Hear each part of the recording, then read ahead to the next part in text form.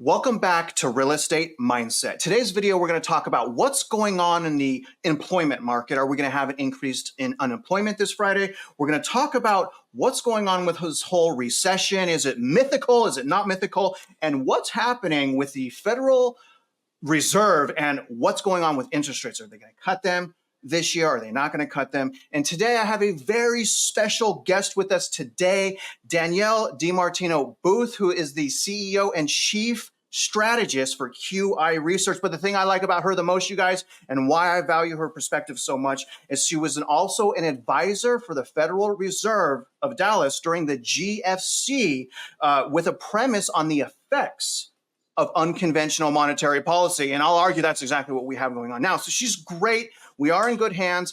And if you guys do want more information about her, and I'll be very, very quick here, you can go to her YouTube channel, Danielle DiMartino Booth, or you could just watch Fox News because she's always on the news. Or you can go to her Substack, Danielle DiMartino Booth, and subscribe to the Daily Feather, which I'm a member of. I definitely appreciate that, Danielle. And, let's begin, Danielle. First of all, how are you today? I'm doing great. We got past April Fools. It was funny because I was, oh, by the way, you know what? I need to ask you first is what does your shirt say? Oh, okay. It's okay. This is oh my God, the astronaut just fell. Oh my God, I'm just going to keep going, man. But you know what? They were just so excited for you to ask about this. Is Crash Bro. Crash Bro. It's a Crash Bro. Yeah, it's a Crash Bro shirt. Okay. Melody has one as well. All right, well, I think we might actually see each other in Dallas. So as long as you wash it well, I'm stealing your Fed Up shirt. Anyways. Oh yeah. Oh yeah. Okay. Or I might get you another one of the other. In any event, I'm doing well. I'll tell you a funny little story. So I did an interview in Toronto, in Vancouver recently, and it got like 1.1 million views. And I basically said that we were going to be seeing, I did this when it was really cold. It must have been January. It was January. And I said, by the time March rolls around, we're going to have seen some layoffs, some serious layoff activities. And through March, we had about 255,000 layoffs announced. That was about 15,000 less than what was announced in terms of layoffs announced in 2023. So the first quarter was just on par with 2023, which is not good. These are very high numbers, and people kept saying, where's the layoff? Where's the layoffs? And I'm like, what's going to satisfy you? Like blood in the street? Yeah. But I will say, though, looking at this coming Friday's jobs report, which, by the way, has all of a sudden, and we'll talk about this, become way more important than inflation. Like in a heartbeat, the Fed made it way more important than inflation. But coming in, we had a little bit of a lull in bankruptcy activity in March compared to February. I mean, it was one heck of a February leap year. We had I think 19 bankruptcies with liabilities of like 50 million or more. It was a huge month for bankruptcies. But yesterday I was tracking them on some of the boards that I tracked them on, and at some point I'm like, this really is April Fools. This can't be right. There can't be this many bankruptcies that are being announced. Six big bankruptcies in one day. Yeah. I mean, I think we had 10 in the whole month of March. 6 large bankruptcies in one day, many, many smaller bankruptcies. All of these headlines were coming across my Bloomberg terminal that were saying, going concern, going concern, going concern. And then you see the Trump social media, whatever that thing that went haywire. Then I saw the headline that was like, going concern. And I'm like, what? Finally, I said, okay, somebody's playing a prank. So this just can't be right. And as things turned out, who knew? It was also not a prank, that this company that had market capitalization of $9 billion on $4 million with an M dollars of revenues, it lost $58 million for 2023. Well, of course it's concerned. It's not going to be able to continue as a going concern. My point is, to answer your question, I'm doing fine. The what's happened in bankruptcies in April, and we're only on the 2nd, tells me that there's going to be a revamping up Yes. of layoff activity going into the second quarter. Last year, we actually saw a huge dissipation, January, February, March, in terms of the number of closings that we were tracking per day. It was like 10 and a half in January, like 9 in February, and like 6 in March. This year, we've pretty much seen steady 10, 9, or 9.7. And that doesn't even include the thousands of stores that have closed. And the last time we spoke, I jokingly but not jokingly said that serious professionals in commercial real estate were going to need to start haggling for the price of dirt. And Danielle, if I can, I want to tee you up to talk about the unemployment, but I want to give you a lot of credit. Not all the viewers watched your first video, but on our first video, you were one of the only people, by the way. We often are, right? It's like everyone just wants to keep us spending, but you basically said that more than likely the last unemployment would go up. In fact, it would go up significantly. You woke us up, Danielle, to the premise that severance is not included in unemployment. I also am very careful using the word bank bailout, okay? Some people hate me. I talked to Peter Schiff. He's like, no, it's bailout. I said, okay, Peter, let's just move on. Don't talk about gold, but I like that guy. Anyways, so I wanted to give you credit, you guys. So last time she was on here, and she was 100% right, the unemployment rate, and you can see this, Danielle, it went to 3.9%. That's the highest it's been since January 2022, and the highest it's been since QT. So you were right. And that brings me to sorry, I just wanted to tee you up real quick. Please don't call me a lapdog. I got beat up, Danielle. This is really important. You're asking the important question. You're asking the important question because of what happened at the Fed's most recent meeting that nobody paid attention to. Okay. I mean, it's like we all walked out of the auditorium after seeing this spectacular lecture, and everybody missed the punchline. And what was the punchline? I'm like, dudes, did you not see that the Federal Reserve lowered the bar? It now thinks that the employment situation in the United States is going to be so much healthier. Okay, if you're listening to this like on your ears instead of watching it, I just made air quotes, so much healthier that it sees the unemployment rate ending 2024 at 4%, 4.0%. Now, in December, the last time that they did roll call at the FOMC meeting, they agreed that at the time, December 14th, that the unemployment rate was going to end 2024 at 4.1%. And so, you interpret this as saying the Fed thinks that the job market in 2024 is going to be stronger come March than it did last December. Okay, but what is the other takeaway, people? The unemployment rate's 3.9%. The Federal Reserve is in rate cutting mode in 1/10 of a percentage point because it lowered the threshold at which it's going to start cutting rates from 4.1% to 4.0%.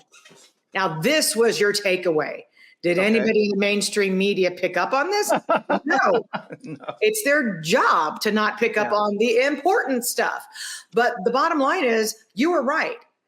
Highest unemployment rate since 2022, but now all they have to do is get to 4.0 from 3.9%, and boom, the rate cut cycle is triggered. Yes, it worries me, Danielle. It worries me. And so let me ask you, just point blank, based on your experience, your intelligence, Friday is a really super duper important day. Yeah. Obviously, we have, and then Thursday we have job numbers come out as well. I think it's ADP.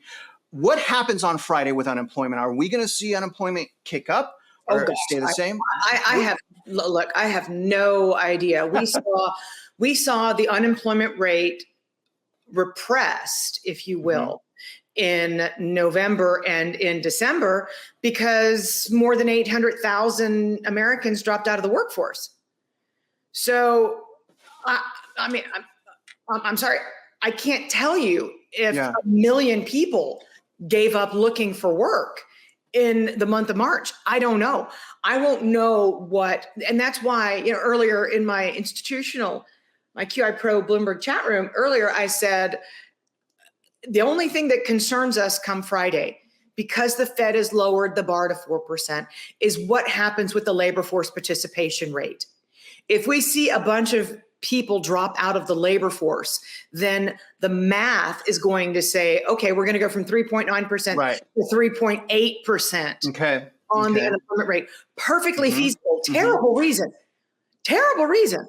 Because you'd have to have a lot of people drop out of the workforce, give up looking for work in order to bring the unemployment rate down, but you would still have, the labor secretary doing cartwheels on the White House lawn, making it seem like it was a good thing because nobody understands the math.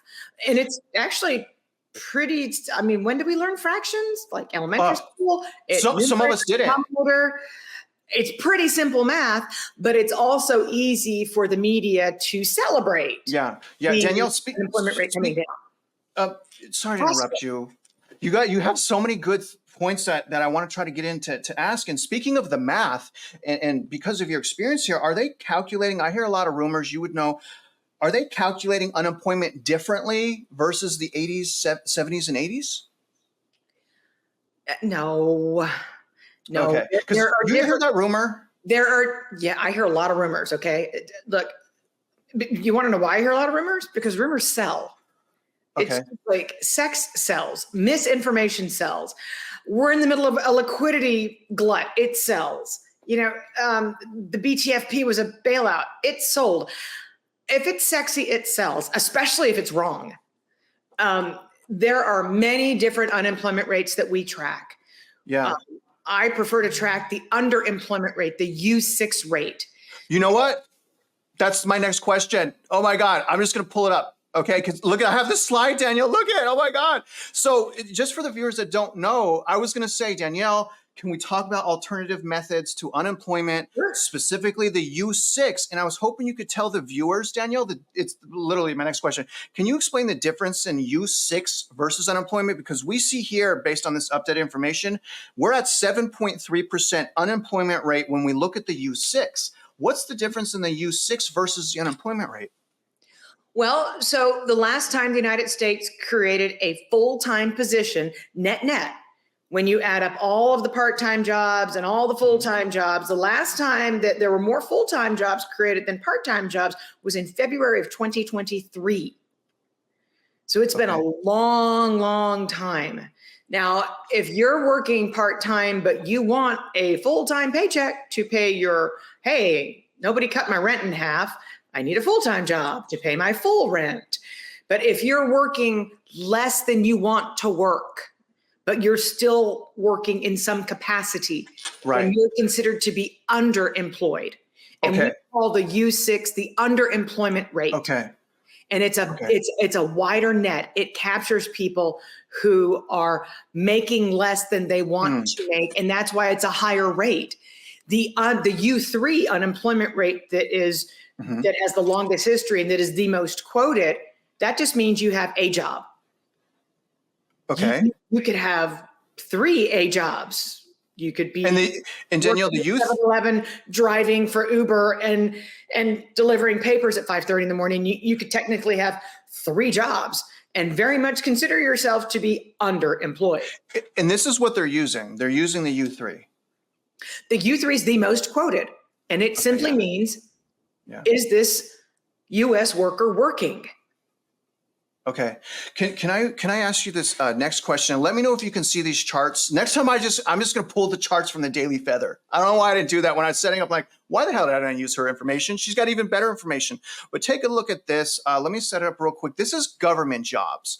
My question is first of all, this is the annual change in government jobs as a percentage of non-farm payrolls. We're sitting at approximately 25%.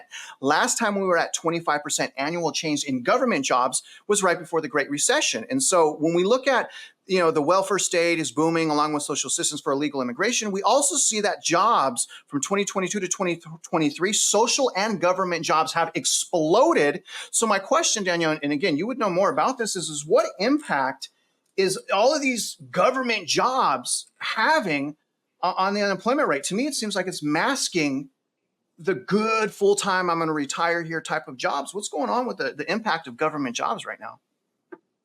it's kind of like, I don't know, it's kind of like preparation H, right? Provides a little bit of padding and comfort and soothing right when you need it.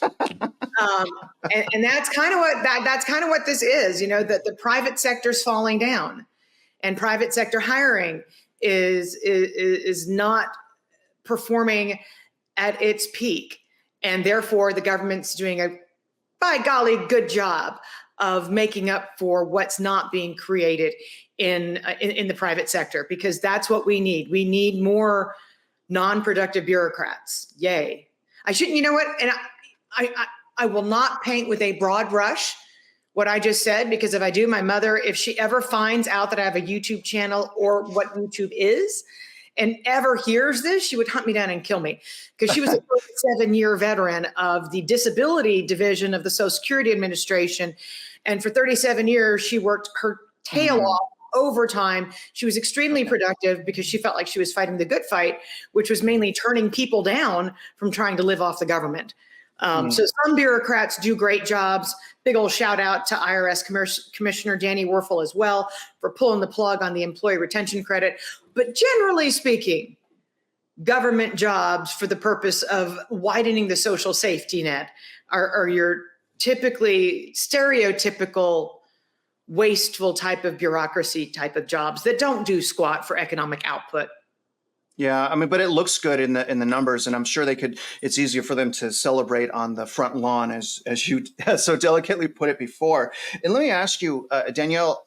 Obviously, mainly my channel, we focus around real estate. I'm trying to explain to consumers, hey, it's a little bit toxic. If you must buy, first of all, don't buy right now. But if you must, buy the right way, for the love of God, not with your emotions. And so I look at the labor market as pretty hugely related to the stability of the housing market right now. Would you say the impact of unemployment, any potential future unemployment, would have an impact in a negative way on the housing market? Well, I learned about housing many, many years ago, and the first two people who taught me about housing were Jan Hatzius. He was a very young economist at Goldman Sachs at the time, and he and I did some great work on mortgage equity withdrawal during the last housing bubble, and how that really did kind of like it padded spending, just like government job creation pads the jobs numbers. And Ivy Zellman was my other mentor when it came to learning about real estate. And one of the things she always said to me was, it really does not matter what mortgage rates are doing, what the 30-year fixed mortgage rate's doing, if you have rising unemployment, because unemployment trumps all. You have to have a job to qualify for a mortgage. And when you consider how weak mortgage underwriting was in 2023, when you consider that the average American household is spending more to service their non-mortgage debt than they are to service their mortgage debt. And that means that mortgage lenders are going to be tightening lending standards, making it more difficult to qualify to buy a home with a mortgage. You throw a rising unemployment rate into that mix, and things just got a lot tougher. You throw a rising mortgage rate into that mix, because it's April and mortgage rates are higher, then things have become even that much more difficult. For all we know, we've seen the peak of the selling season, and we're just through March. Yeah. Let me move on. Obviously, I mean, you said it straight up. I mean, we could keep talking about it, but it has a huge impact. The job market, it trumps all. Watch that if you want to know what's going on in the economy. But second area of topic real quick. We only have about 15 more minutes. Now, some people may say the recession is mythical. Even in my house, I talk about it so often. My children, it goes like this: tooth fairy, unicorn, recession. I'm like, no, kids. The recession is real. Okay, we have the data. The unicorn is not real. Although the whales, what are the whales with the unicorn? Beluga? Or is it a beluga? Or narwhals? So there is a type of unicorn. Anyways, it gets crazy at my household. I love my children. My question for you is why have we not gone into recession, a technical recession already? Well, things that feed recessions include those government jobs that you mentioned. There was some dollar weakness recently. So certainly our export engine picked up here in the United States. There's been a lot of production of things. We've built houses. In fact, we've got more completed spec homes sitting there since 2010. Mm-hmm. That was gauged as economic output. Dealers say that they have more cars on their dealer lots. In fact, more than they need. In fact, more than they've ever had. But those cars were produced. So we've definitely had production in the United States. There's been a heck of a lot of spending on infrastructure and anything that's ESG, EV, semiconductors. We want semiconductors to be produced here at home. That's a good thing. But all of the other initiatives, some of them have gone to pot, some of them don't work, but there has been some semblance of pork barrel spending. You've got apartments being completed at the fastest pace as labor slack, as labor slack really comes alive in the construction market. Right now, if you're a construction worker, you got more time on your hands than you used to. So things have been produced more.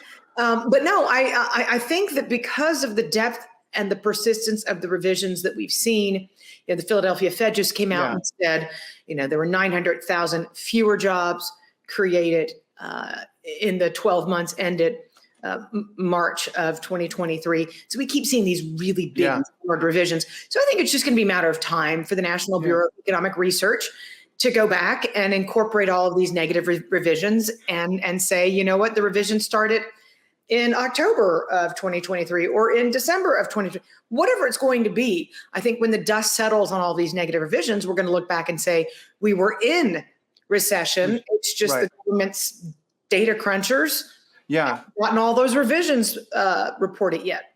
And Danielle, if I can, and let me throw this up for the viewers, but what about this though? This is the deficit spending. This is just for this year, and for the viewers, the year starts in October. We're at a pace of having the second biggest deficit spending in 2024 in our history, far exceeding the GFC. We're at $828 billion. When I go down here and I look at this chart, again, I don't know why I just didn't use yours. Shame on me. Next time I'll do better. But, in 2023, this great economic year, we had 1.7 trillion in deficit spending. In 2009, we had 1.42. If you look at GDP growth in 2023, GDP growth year over year was 1.6 trillion. You can say that 100% of the growth was the deficit spending because the deficit spending exceeds the growth. What is your take on that, specifically that unfathomable deficit spending? Do you think that is a primary reason why we're on top of the data manipulation and recalculations? Do you think that's why we're in this situation, Danielle? Oh, I certainly think that it's a huge contributing factor. Again, what was it, Intel that took out a $7.5 or a $9 billion loan, something like that, to build a facility? We told our clients at QI, buy cement. We know that there's infrastructure spending going on.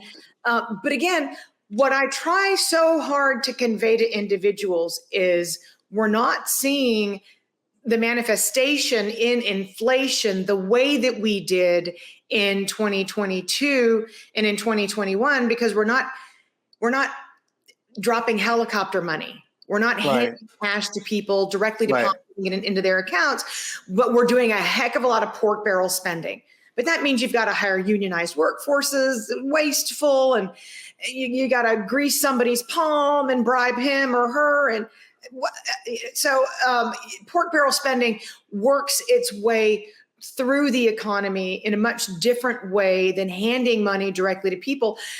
Is it keeping us out of recession because the public is spending, and the private sector is not? Of course it is. But again, we still have, a metric that we follow very closely, backlogs. Backlogs are, future demand, that orders that companies are sitting on that they're so busy they haven't been able to fulfill. Backlogs dictate demand for employment. We still have backlogs that are deeply negative on both the manufacturing and services sides of the economy. That means that there's no pent-up demand out there in the private sector. Yeah. And Danielle, I wanted to ask you the effects of like the reverse repo market. I think we're running out of time. It's actually gone up the past 2 weeks by 150 billion. But I want to, if I can, bring your attention to real M2. Okay. And for the viewers, real means it's real. It's like in reality, right? It's adjusted for inflation. Nominal is not adjusted for inflation. So take a look at this, Danielle. This is insane. I looked at this the other day. This is real M2. M2's been going down since about December of 2021, over 2 years. And so I find this shocking, Danielle, because on one hand, we have overwhelming, unfathomable government spending. But on the other hand, real wages, by the way, and real M2 is going down. Now, I know we're still inverted. We've been inverted for 2 years and 1 day. Okay, 10 and the 2 has been inverted, which I would explain this length of inversion as a result of all of the money. So we got to stay inverted longer, more QT, but can you explain why, that's happening? Why are we having like more government deficit spending than we have in history, yet M2 is going down? Is that because all the QT that we've been in for the last 20 years? I mean, what's going on there?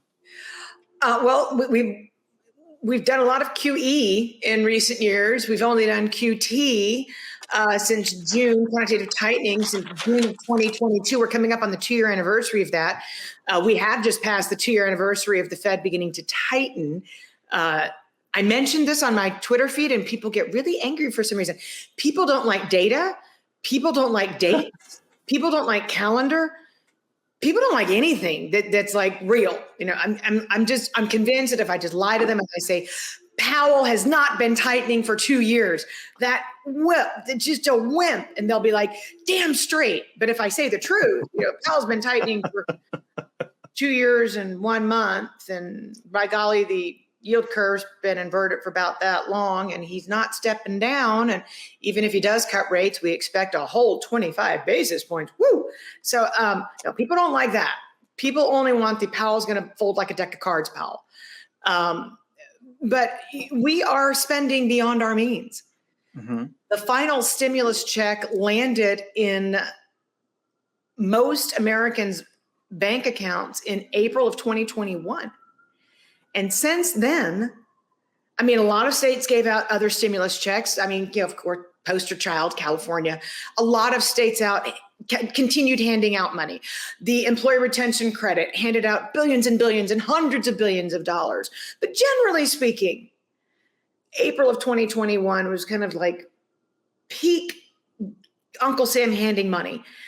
And since then, that has been depleted out of the system, but people do not want to give up their lifestyles at all. Yes, that's 100%. Whatever the crack is that Uncle Sam sold me, I want to stay on that crack. Yep. And so we've seen people, the saving rates 3.6% for God's sake, so low.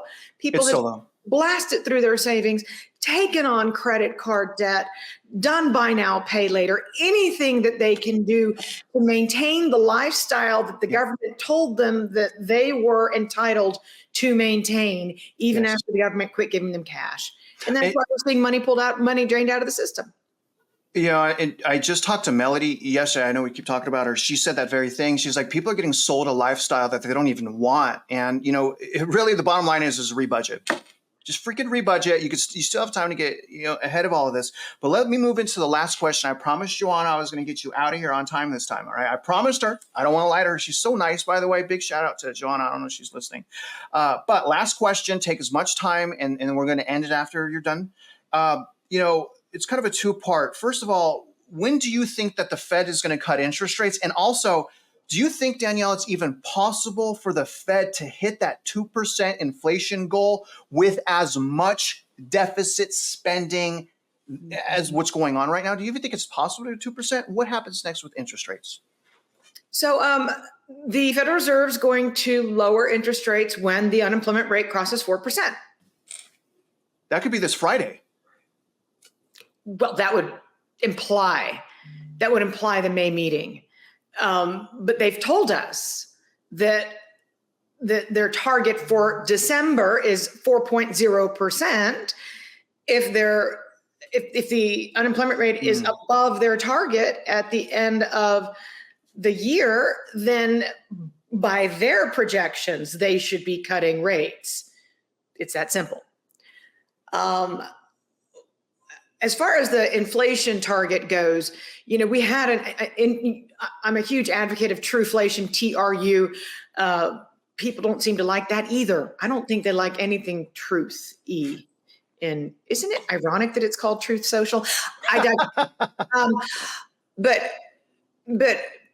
TRUflation kind of spiked up to 2.4% in recent weeks. I was kind of following the ins and the outs. There was a little bit of movement in food, a little bit of movement in home prices. We saw them tick back up, and now it's reversed course. Now it's 2.08%. Since the Fed started tightening, it's got a 99% correlation with headline CPI. And so we are indeed seeing major disinflationary forces at work. We're seeing especially wage inflation come down. That's your largest source of inflation. Your stickiest form of inflation, of course, is wage inflation. I mentioned the 255,000 job losses, job loss announcements in the first quarter. That's continuing into the second quarter. Companies are still in cost-cutting mode. So I think as long as we continue to have individuals losing their jobs, which is the ultimate form of wage disinflation, because your wages go from something to nothing, and because people have less and less to spend on travel, on discretionary goods, on things that they want as opposed to things that they need with these stubbornly high prices at the gas pump, I think that we're going to have continued disinflationary pressures. Okay. And we got 60 seconds. I know John is about to text me right now, but basically, in other words, your answer is yes, they could still hit their 2% target even with the deficit spending, because what I'm hearing is because we're going to have some type of deflationary event happen. There's going to be a collapse, and it's just a matter of time. Is that accurate? I mean, collapse is a big word, but we definitely have the makings of continued disinflation, which is exactly what we've seen. We've seen, I mean, again, whenever you see bankruptcies and credit managers say, we can't collect on our invoices, these are all, I've got to write this loss off. My charge-offs are going up. These are all disinflationary factors. And they're just facts of life. We're about to hit bank earnings season. They're going to tell us what their charge-offs are all over again. They're all disinflationary. Any last words before I let you go? Be very careful right now in the housing market. Okay.